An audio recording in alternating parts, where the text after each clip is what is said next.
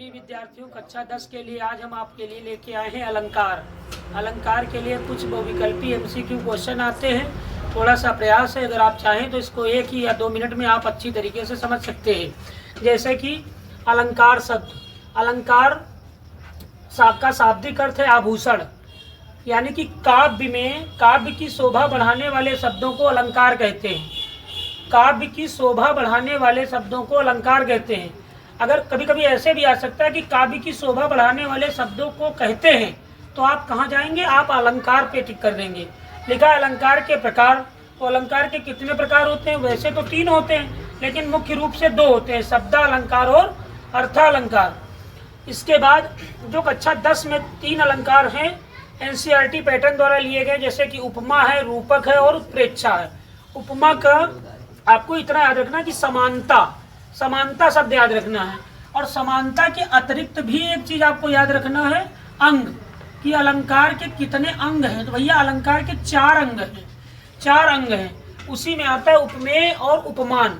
अब उपमेय और उपमान 2 शब्द अगर आपको याद है तो थोड़ा सा दिक्कत कम हो जाती है। जैसे उपमेय, उपमान, उपमान, इसी तरीके से वाचक शब्द है। तो अलंकार के अंग हो गए 4, उपमेय और उपमान। वो बात याद रखें तो परिभाषा कितनी सिंपल तरीके से याद हो जाएगी उपमा की, कि जहां उपमेय में उपमान की समानता प्रकट की जाए वहां उपमा अलंकार होता है।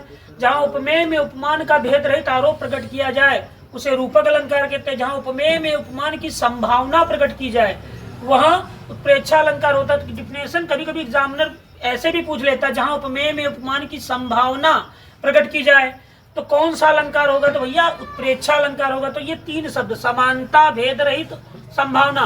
समानता की जगह पर कभी कभी तुलना भी आ सकता है, तुलना, जहां उपमेय में उपमान की तुलना की जाए तो वहां उपमा अलंकार होता है। अब इनको पेपर में मान लो इस तरीके से डिफिनेशन पूछता है तब तो आप टिक कर ही देंगे।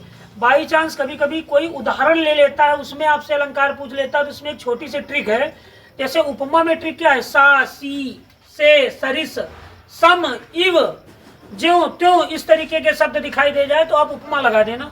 जैसे रूपक है भेद रहित, जब 2 शब्दों के बीच किसी की भेद और विभेद की तुलना की जाती है तो उसे योजक चिन्ह से दर्शाया जाता है। अभी हम आपको उदाहरण के माध्यम से समझाएंगे। उत्प्रेक्षा के भी कुछ वाचक शब्द हैं, जैसे अंग है उपमेय, उपमान, उसी तरीके से वाचक शब्द भी होते हैं।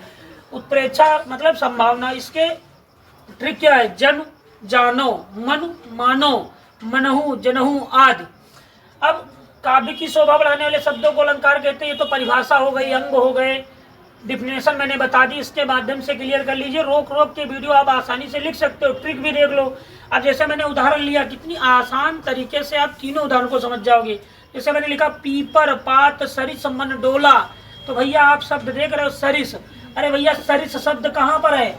उपमा में है, टिक कर दीजिए। हरिपद, कोमल, कमल से, तो शब्द है से, तो से कहाँ आप टिक कर देंगे? उपमा में टिक कर देंगे। एक है चरण, कमल, बंदो, हरिराई।